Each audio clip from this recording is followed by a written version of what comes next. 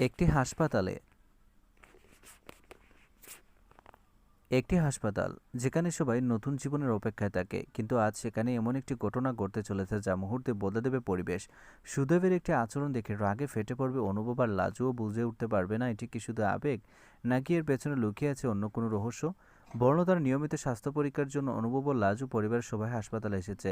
Doctor হাসিমুখে বললেন, মা ও সন্তান দুজনেই সুস্থ আছে, এখন শুধু বর্ণতাকে বেশি বিশ্রাম নিতে হবে। সবাই স্বস্তির নিঃশ্বাস ফেলল। ঠিক তখনই সুদেব ফুলের তোড়া হাতে কেবিনে ঢুকলো। সে বলল, বর্ণতা, তোমার জন্য একটা ছোট্ট শুভেচ্ছা।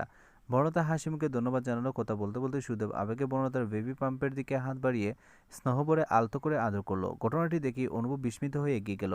লাজু অবাক হয়ে বলল, সুদেবদা। হঠাৎ কেবিনের পরিবেশ ভারী হয়ে উঠল।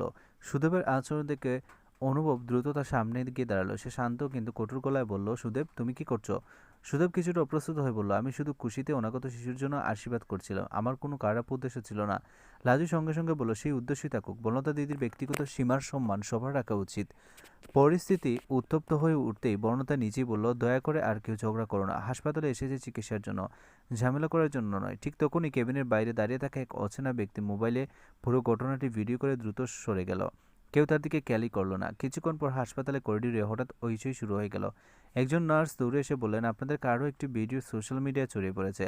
লাজু দ্রুত ফোনে ভিডিওটি চালালো। দেখা গেল কেবিনের ভেতরে ঘটনার শুধু একটি ছোট অংশ কেটে আপলোড করা হচ্ছে।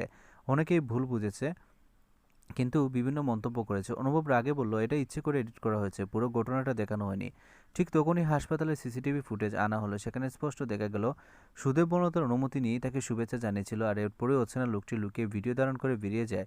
বর্ণতা বলল, কেউ আমাদের মধ্যে ভুল বোঝাবুঝি তৈরি করতে চাইছে। এমন সময় নিরাপত্তারক্ষী এসে জানালো যে লোকটি ভিডিও করছিল সে হাসপাতাল থেকে পালিয়ে গেছে। অনুভব ও লাজু সুদেব হাসপাতালের বাইরে এসে সিসিটিভির আরও ফুটেজ দেখতে লাগলো। একটি দৃশ্যে দেখা গেল ভিডিও ধারণ করা ব্যক্তি গাড়িতে ওঠার আগে কারোর সঙ্গে ফোনে কথা বলছে। তার কথা স্পষ্ট শোনা গেল। পরিকল্পনার প্রথম ধাপ সফল, এবার ওদের একে অপরের বিরুদ্ধে দাঁড় করাতে হবে।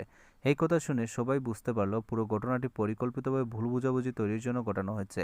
ঠিক তখনই বর্ণতার ফোনে একটি অচেনা নাম্বার থেকে মেসেজ এলো, আজ শুধু বিশ্বাসে আঘাত করেছি, পরের বার আঘাত হবে আরও বড়। মেসেজটি পড়ে অনুভব বর্ণতার হাত শক্ত করে ধরে বলল, এবার থেকে তোমাকে আর একা ছাড়বো না। লাজু ধীরকণ্ঠে বলল, যেই ষড়যন্ত্র করেছে আমরা সবাই মিলে তার মুখোশ খুলব। দূরে দাঁড়িয়ে এক মুখোশধারী ব্যক্তি মুচকে এসে ফিসফিস করে বলল, আসল কলা এখন শুরু। একটি ছোট্ট ঘটনা থেকে শুরু হলো নতুন ষড়যন্ত্রের অধ্যায়। কে সেই অচেনা ব্যক্তি যে বারবার বর্ণত অনুভবের সম্পর্ক ভাঙার চেষ্টা করছে? পরবর্তী পর্বে প্রকাশ পাবে এমন এক ভয়ঙ্কর সত্য যা পুরো পরিবারের জীবন বদলে দিতে পারে।